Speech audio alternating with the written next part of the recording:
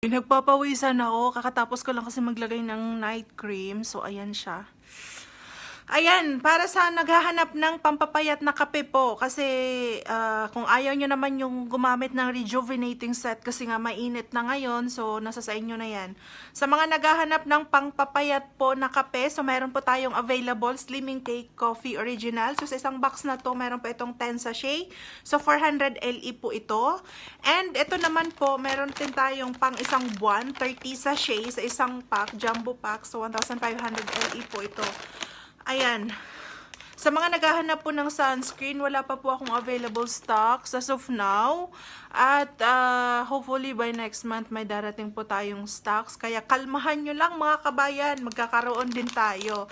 Ayan, so ito po yung best seller sa market ngayon. Actually, meron to siyang 4 na flavor, pero ito yung mabenta talaga, mabilis maubos. So,